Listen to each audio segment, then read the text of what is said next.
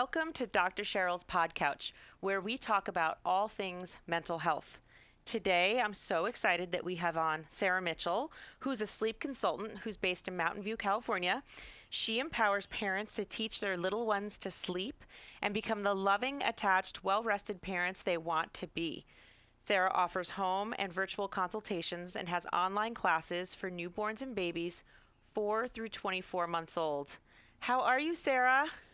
Good morning. I'm great. Thanks so much for having me on. I'm such a fan of your book and everything that you do. So I'm so grateful to be here. Oh, thank you so much. I'm really excited you're here because I am sure that anybody listening right now may be pregnant, may have a young baby at home, and at some point, I don't know any parent that hasn't anywhere from struggled to full-blown sleep deprivation at their wits' end, don't know what to do with themselves. So I am really excited to start off with you telling us your story about how did you get into this and where did this start from, this interest in getting babies to sleep? Yeah. Well, parenthood is definitely a journey, and I'm a chiropractor by training. So I came into expecting my child. I was prepared to be really, really good at it because I've spent 8 years studying the body, and I understand anatomy and physiology and obstetrics and pediatrics. And I was really just knocked right off my feet with this little guy. We had a rough birth, and that kind of sets you on a different platform as you start out with. And he just wouldn't sleep. I was up nursing him every 2 hours and feeling exhausted, feeling like I should know what to do, but I didn't. And, a lot of household tension because you're sleep deprived new parents.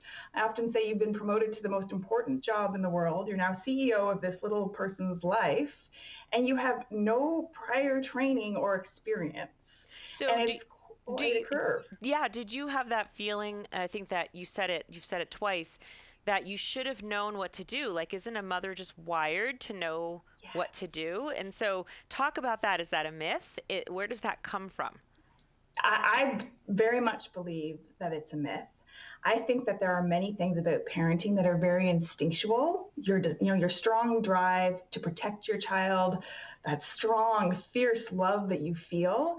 But if you think about it, like breastfeeding doesn't always come naturally. If you think back, there's lactation consultants out there for a reason.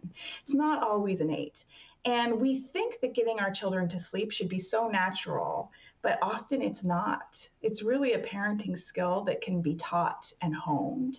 And the thing is, your child's temperament really does play a huge role in all of this as well. Some kids are, better sleepers than others. It's not a failure on the parents' part. It's kind of some part of that is innate, your child's temperament. Yeah. So how many kids, whether it's percentages or millions, I don't know, what are some stats on how many babies have sort of that temperament where they have difficulty sleeping or they fall asleep but then they don't stay asleep very long. There's all these different sleep challenges. Yeah, that's a great question. We don't have very good statistics on that because, to some extent, there's some subjectivity to it. Because my dream sleeper could be your worst nightmare because we have different thresholds for how much sleep we need.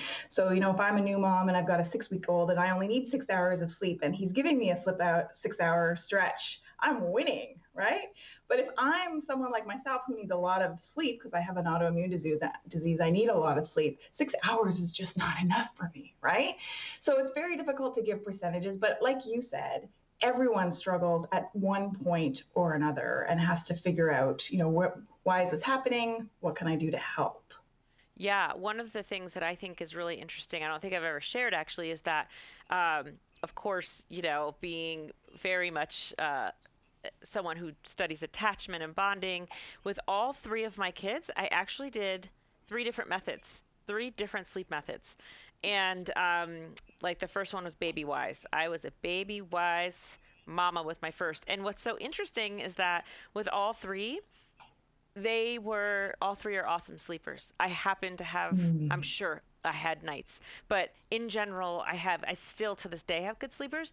And Mm. so I'm just sharing that because I want people to know that there is actually not, I don't think, one magical answer or one way of doing things like, oh, if you just did this. I actually, Mhm. with my third, it's not even really a sleep method, but do you remember the book, Bringing Up Baby. I do. I do. I love that book. Yeah, so I was like, Yeah. oh, my third one's going to be like a French baby. And I'm just going to talk to him and I'm going to tell him, like, listen, you're my third and you need to just sleep. And so they Mhm. said they just talk to babies like they're adults and they believe that. That they understand you. So I would do that. I mean, so three different, but I was steady with my three methods and it And worked it out worked for me. out. Yes. So talk about what are reasonable expectations in terms of sleep. I'd say particularly those first 3 months, like sleeping and Mhm. napping and number of hours. What's reasonable? What should someone expect? Yeah, those first 3 months, I think that most people actually underestimate how much sleep those babies need because they're sleeping anywhere from about 16 to 20 hours per day. And the gold standard, I think, for a nighttime stretch up to 3 months is like 6 to 8 hours. And you also have to consider, too, is your child breastfeeding? What's your supply like? Are you working on that? Have you had any issues with that? Or are you formula feeding and you have a lot of confidence about how many ounces? But really, a 6 to 8 stretch is pretty amazing those first 0 to 3 months. Mm-hmm. And then I believe I work with a lot of breastfeeding kids. I think that most breastfed, exclusively breastfed with the introduction of solids, those kids can't really sleep through the night, which is another whole discussion. What does sleeping through the night actually mean? But for me, it means sleeping 11 hours without getting up to eat. Most kids don't do that until about 8 to 9 months of age. That's very average. And obviously there's outliers, but that's what I have found. And I find right now that there is a big push to get these little babies sleeping 11 to 12 hours overnight, which doesn't really fit with my philosophy. I understand there's people that need to go back to work so quickly, but that's not something that I necessarily promote.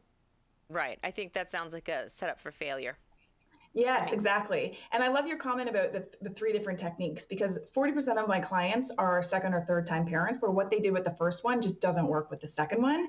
And I love Baby Wise, some of it. I think there can be things in Baby Wise that sets people up to fail, like you said, because it does kind of indicate that we have to have the child nap for a certain amount of time, and that can be really hard to control the length of the nap.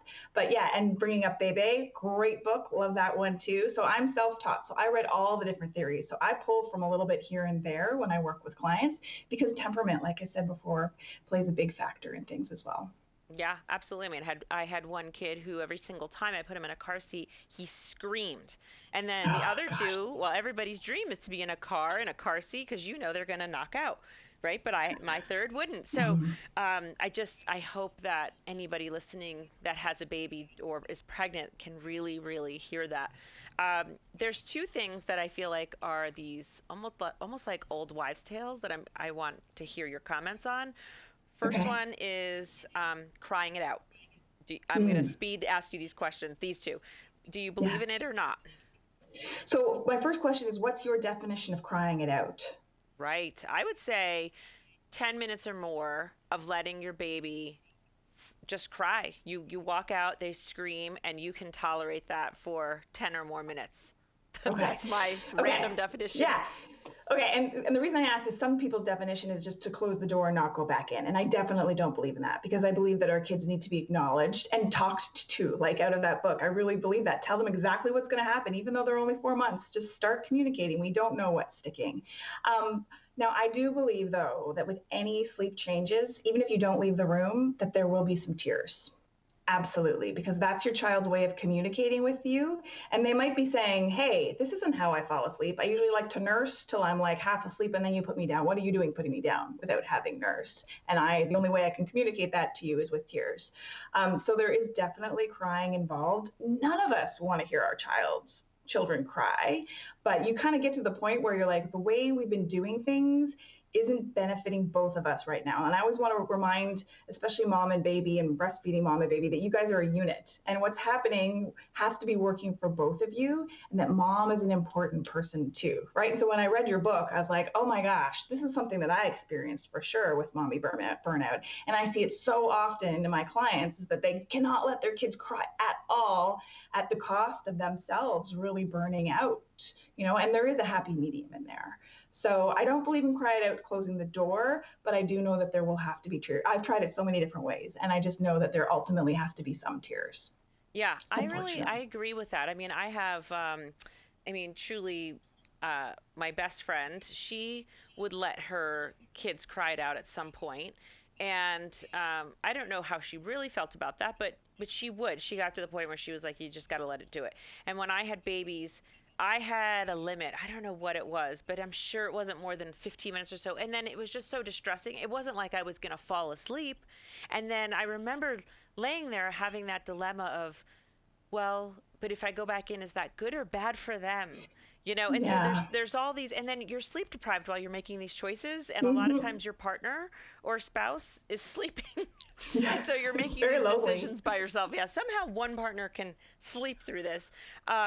So I like that you're open and flexible about your stance on crying it out, and it's subjective, and you're going to get a lot of advice. I'm speaking to the listener now. You're just anybody with a baby, and it doesn't have to be your first baby. You're just going to get all sorts of advice. And I think hopefully so far you hear the message that every baby is different, every mama's different, and your relationship with one another is different. And whether you're nursing or bottle feeding is also changes things. It does. So Mhm. I'm talking with Sarah Mitchell, sleep expert, and we're focusing on babies right now. So the second wives' tale that I feel like I've heard, sort of wives' tale is never wake a sleeping baby. What do you think about that? I'm so glad you brought that up. So, we wake children to preserve a schedule, right? And what I actually don't teach a fixed schedule. So baby wise, which you mentioned earlier, is a fixed schedule. Hmm. And I don't teach a fixed schedule because I feel like it does set people up to fail because you can't control how long a child naps for. What if they poop themselves awake after 30 minutes? Well, they're not going right back down. So what do you do now? Do you stay now till wait till that next fixed nap time? So I like to teach a flexible schedule where you're learning skills so that you can roll with the punches because parenting is not perfect. So I would only wake a child. Like I have a very short list of times that I would actually wake a child. And usually I only do it if I have evidence and proof that letting them sleep too long is disrupting something else. And do you feel that So, way about children? Like I have a first grader and school starts so early. So school just started this week and school starts at 7:45. So we have to be out the door at 7:20 and he's 6 years old. And I'm a huge like I let my kids sleep to the minute. So but I had to wake him up the last two mornings and I feel terribly yeah, guilty. Can you talk to me about I know he's it's out of not a good feeling. yeah, it's a terrible That's feeling. And like, can you make that up? I've heard different things. Can you make up sleep? Can you not? What are your thoughts? Well, part of this is that his schedule is probably a little shifted from the summer. And so he's used to going to bed a little bit later. And so he has to sleep in a little bit longer to get that 10 hours or so that he's needing at this age.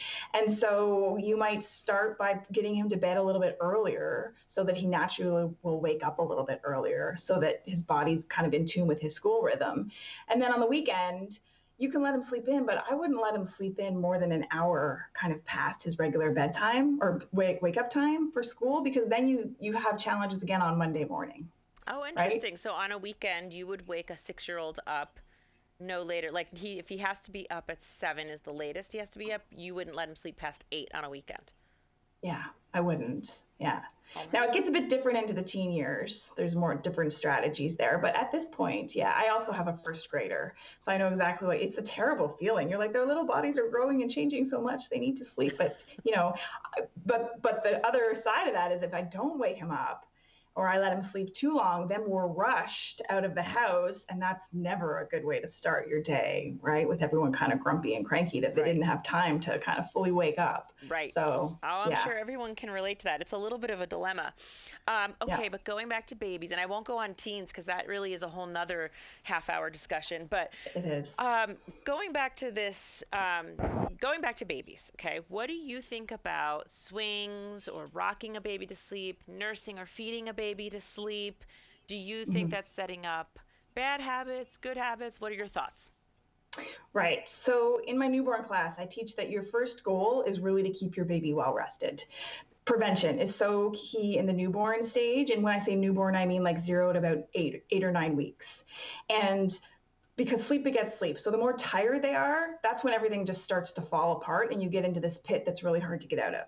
So keeping your baby well rested, which means in the newborn stage, really, they have to be back asleep almost every hour to every hour and a half. Like they really can't stay awake very long because then it becomes harder to put them down. And that's when you get into those scenarios where like you rocked him for 40 minutes, got him down, then he woke up 20 minutes later and you're like, oh my God, that was so painful. So timing is super, super important. So as far as other tools like swings and whatnot, I always refer people to the American Academy of Pediatrics safe sleep guidelines because we're actually not supposed to use those for sleep. But in desperate measures, I definitely have used the swing before while I sit and watch because it can be a way to meet my second goal of my newborn class, which is to use things that aren't a complete burden to you. Because it's great to have babies sleeping on us, but if your baby will only sleep on you, right, it becomes really hard to maintain. So that's where you want to use other tools in your toolbox to help you out. So considering safe sleep, but then also, considering, are you watching your child? What can you do to help them get more sleep without breaking your back or your arms? Like my husband got tendonitis from swinging our car seat so much. Yeah, I think that's common. People get back pain, people, from bouncing and Yes. shushing and walking. And Yes. Yes. so talking about safety and sleeping and sort of, following American Academy of Pediatrics guidelines, I want to know what your thoughts are about tummy versus back sleeping. And we know what the AAP says. I'm just curious what you think, and do you think since, let's say, when that started being banned, I think late 1970s or so, you can maybe correct me on that, do you see a difference in sleep disturbance given back versus tummy sleeping? Wow, yes. When kids can finally roll onto their stomach, it's usually a turning point for sleep. So most kids actually prefer to sleep on their stomachs eventually. And I think there's something innate with that. Like if you think of a child sleeping on you, their face is pressed up against you. And I think they like that feeling in the crib. And often kids will rub their face as kind of a self-soothing thing that helps them kind of relax. And so, as you know, the American Academy of Pediatrics always says put them down on their backs. And they would actually prefer that your child can roll both ways before you let them sleep on their stomach. And that can happen anywhere around 5, 6 months of age. When they can roll one way but not the other, that's where it kind of gets into this gray area. Because theoretically, if they can roll, they have the core strength to protect their airway. Right? But then a lot of kids panic because they can't roll back. And so you often go through this like 1.5 to 2 week period where your child can roll one way and then gets stuck and you have to go back in and like flip them back over. And it's very painful and it does last about a week or two. And that's why you want to keep working on tummy time a lot during the day and showing your kids how they can roll. And then being like positive reinforcement, way you roll. Because the first time they do it, they're like, oh my gosh, what was that? Right? But just keep making it seem like a safe thing to do and lots of praise and comfort, even at that age. Okay. And do you think that there has been a change in parents reporting sleep disturbance since, Back is Best kind of became this campaign? That's a great question. I don't know if I can accurately answer that. I think that we are, even in the past 8 years, there's so many more resources out there about baby sleep. So I feel like it's being talked about so much more. But the thing about the back to sleep is you can't deny that it has helped decrease the incidence of SIDS significantly. And so, it's a standard that we really just can't ignore. Okay. So my last question to you is a two-parter. Do you really have to train a baby to sleep? And are they ever naturally good sleepers? Great question. Some kids are naturally great sleepers, and they usually have a really kind of easygoing disposition. And I heard one of the Stanford sleep docs at a talk one time say something so insightful. He said that, the drive to sleep is biological, but the way we sleep is learned.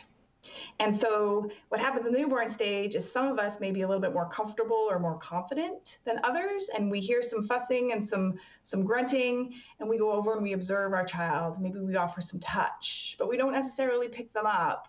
And those children kind of keep learning to sleep in the crib rather than on people. And then there's the parents who are so nervous about the tears every time and I did this, every time they cry, they pick them up and they nurse them, and we inadvertently teach those kids that the boob is a soother or that every time they fuss, they get picked up. And so, those are two different continuums and no judgment because we all do the very best that we can in those first few months. Like the first time being a parent is so overwhelming. You do the best we can, but definitely the way we sleep is learned. Okay, so you mentioned having the breast as a soother. What are your thoughts on pacifiers? I think pacifiers are great in the newborn stage. They help decrease the incidence of SIDS. They can be very helpful, especially if your child has reflux or is very gassy. That can be really helpful. They can become kind of a sleep crutch later on, but it's something that you can deal with later on. Having a pacifier is a lot less addictive, if you will, than being nursed to sleep or held to sleep every time. So I think they're great. What about thumbs? Thumb suckers. Yeah, thumb suckers are the best sleepers, really. And again, parents worry about like being addicted to it and not being able to get rid of it in comparison. And I can tell you, I have really good data on this because I've had two thumb suckers. And my daughter gave it up in like 2 nights at age 3. We motivated her with a little bit of Lego. She went and got the Band-Aids, put them on, done with it, ready to move on. Whereas my son, who has some more sensory issues, it was much more challenging. But for me, being someone that needed so much sleep, I'm fine with that. I had to pay the price of it later on, and when he was older, the thumb sucking, because he was such a great sleeper at the beginning when I really needed it. So it's a trade off for sure, but I don't think there's anything wrong with it. Yeah, I think when I look at thumb suckers and I think about how hard parents work at weaning them off of a pacifier or their thumb. I just think it's soothing though, and it feels like if there's anything that looks natural, it's thumb sucking. It's just sort of like some kids like whoop, they find it, and it's soothing for them. So it's, I think, hard for me to look at that as something that's so problematic when it looks so comforting and natural. Yeah. Yeah. And the real concern is dental changes, right? And that usually only happens if your child's been sucking their thumb really consistently after age of 2. So, if you want to stop before age 2, you can. And that's, my son kept going, and we have some dental changes happening, but he has some other issues. I think he's an extreme case. I've coached lots of other parents about how to stop the thumb sucking, and it's not always as bad as we think it's going to be. Yeah, good stuff. So is there anything else? Oh, I know, I want to highlight one thing you said. Sleep begets sleep. In our house, that's like a mantra. So I want to highlight it for people who are listening, because you said it because you probably say it a lot as a sleep expert. But I do. Yeah. My interpretation of sleep begets sleep is the more sleep you get, the more your kid will sleep. And I think that what people think is, oh my gosh, they took a really long nap this afternoon, so now they're going to be a bear to put down. Do you think that that's true? I think what you're saying is true, that people think that, but I don't think it's true. And the number one kind of place where people get off track is having bedtimes that are too late. So they're often based on, getting home from daycare or when dad comes home. And so we like to eat dinner together, and then we want to do an 8 o'clock bedtime. We're talking about babies here. That is usually way too late for babies. Most babies need to be asleep between like 6:30 and 7:30 in general. And then those kids who are going to bed and staying up too long before bed, they wake up more at night, or they wake up at 5 in the morning as well. So I totally agree with you. Sleep begets sleep. More sleep, easier to fall asleep and then stay asleep. Yeah, absolutely. I have loved having this conversation with you. It's brought me back to the baby days. I love babies, and I love that stage. Is there anything else that you want to share, or can you tell people where to find you? Sure. Well, I just want to remind everyone that you're doing a great job. Like, your kids are love you and adore you, and the sleep will come, but you may have to work at it more than you actually thought you ever would. So that's one thing. And then they can find me at helpingbabiessleep.com. That's my website, and you can follow me on Instagram too. I post lots of helpful educational tips on there too. That's wonderful. Sarah Mitchell, thank you so much for all of your insight, and happy sleeping to all. Happy sleeping to all. Thanks so much for having me. You're welcome. Bye-bye.